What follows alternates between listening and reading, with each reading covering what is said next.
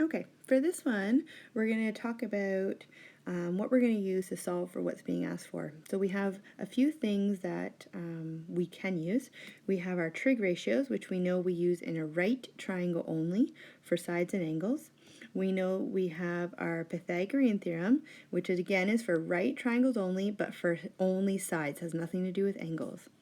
We know our sine law and we know our cosine law, and if you watched the video before this, we know sine law we need to have opposites, and cosine law we need to either have all three sides or side angle side, that contained angle.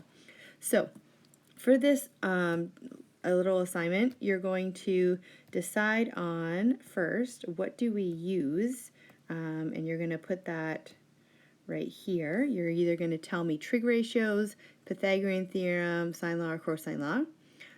You can even tell me which specific trig ratio, and then you're going to write down what that ratio is or what that formula is you're going to use, the right form of it.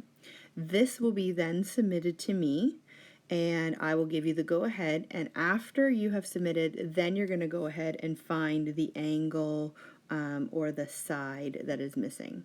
So I'm just highlighting all the angles and sides. There's only 6 here. So you're going to tell me first what you're going to use, what formula to use, submit that, then when I give you the go ahead, you'll go and solve and send those to me.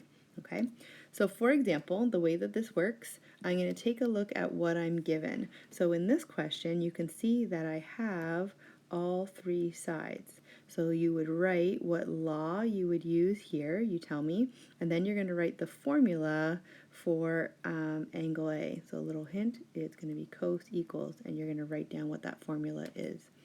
Then you would go to the next one. This one, you have an angle and an opposite side and another side. So you tell me what you're going to use here, and then you tell me, show me the formula to get angle C. Okay? Then you would come down to the next one. Again, you have a side, an opposite angle, and another angle. How are you going to get this one? You write that right here and tell me the formula. Does that make sense? Take a look at these ones. They're both right angle triangles, so be careful as to what you're going to use there. And then on the last one, you're looking for the side. So that's how this sheet works. If you're unclear about anything, let me know. But you're only filling in this sheet or on a separate piece of paper if you can't print, telling me what you're going to use and the formula. When I give you the go-ahead, then you go and solve for the side or the angle that is given. Okay?